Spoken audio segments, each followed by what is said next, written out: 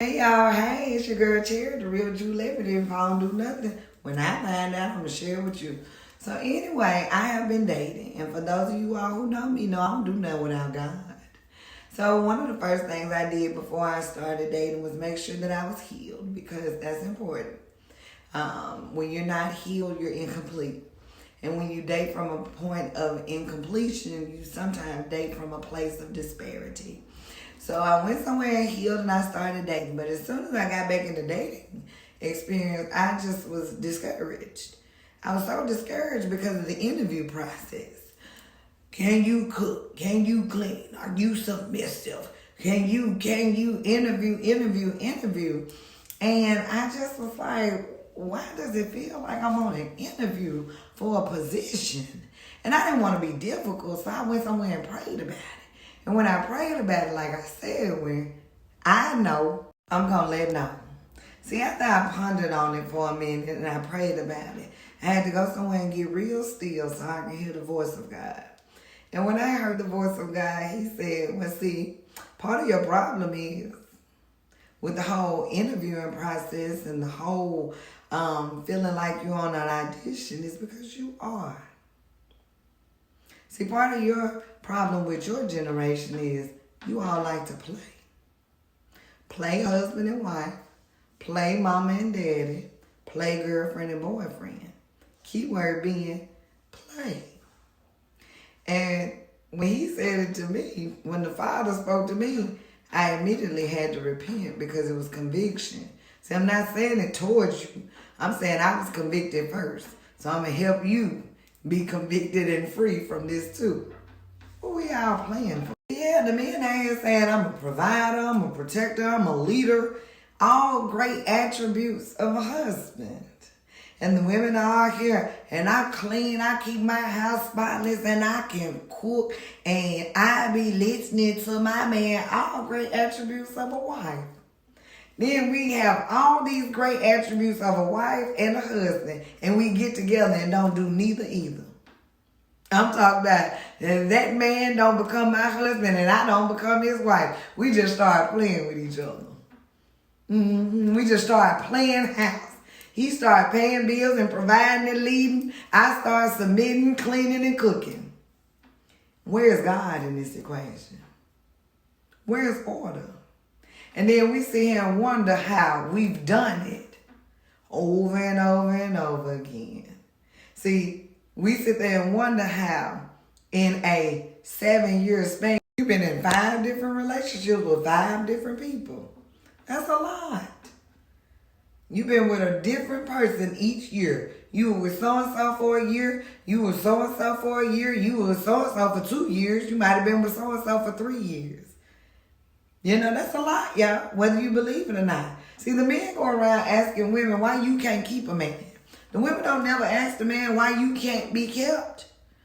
Is it because we're both guilty of the same thing, playing house?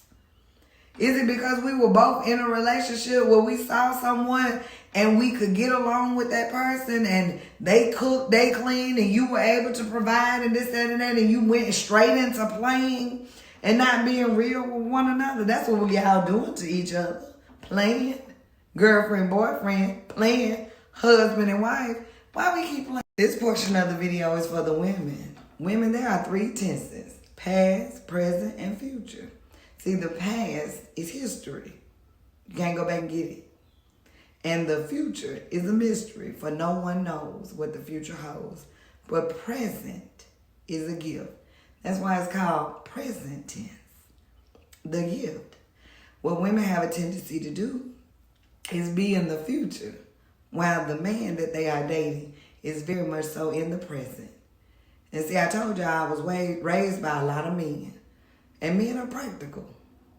Practical meaning right now, in the idea of what's going on right now.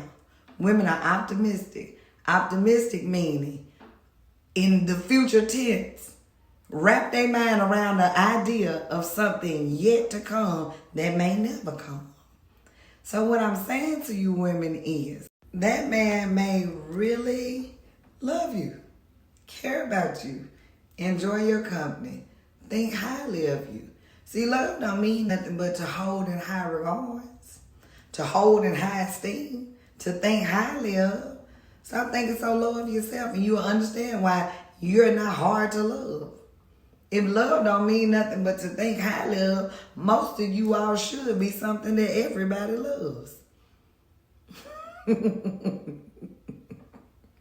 But presently, he enjoys your company. He enjoys your conversation. He enjoys being with you. He enjoys sleeping with you. He enjoys talking to you, and he feels some type of way about you. He gonna marry you. You're gonna start walking yourself down the aisle. Yeah, that's your husband. He said, can you cook? And I like a home-cooked meal. And you start cooking everything you had in your reserve. You couldn't wait to show him how good you can cook. He said, can you clean? You want to come over and start cleaning up at his house.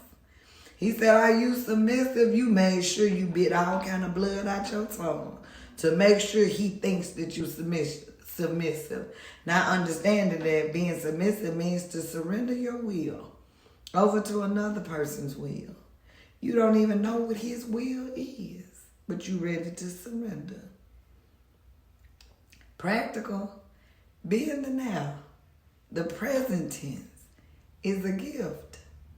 Enjoy the same things in him that he enjoys in you. Stop playing husband, wife, mama, daddy. Here we go somewhere and say somebody played us. Ain't nobody played us like we played ourselves, playing with other people. See, you came in and started playing like you my husband, and so I started playing like I was your wife. See? And now we not together, and we go back and say one of us bitter about it. The other one bitter. We know the word bitter just means to be upset and angry or resentful about an experience one has been through. And we say somebody bitter. Everybody bitter, if you ask me. Ain't no special thing about being a baby mama. If all it takes to be bitter is for you to be upset, resentful, and angry about an experience, ain't we all bitter? Because ain't we all playing husband, wife, mama, daddy, girlfriend, boyfriend? See, we done played so hard, we went somewhere and actually made a baby. I'm guilty. But I know I'm talking to you, swinging a big hammer. That's what I am. I'm sitting here looking like this because I'm about to go on a date in a minute. I'm dating. Very much so dating. Refusing all interviews. I don't care about your love language being acts of service. I'll never serve you if I can't respect you. See, I care about you being able to follow God's one true commandment for a wife. Love her. Love her like you love you. See, how much do you love you? And do you love me?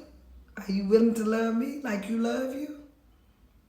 See, those are important questions we ain't asking each other. I will not grant you this interview. Can I cook? Of course I can. Am I clean? Of course I am. Am I submissive? As they come. But if you are not dispositioned to be in a position to receive any of those, you won't get them from me.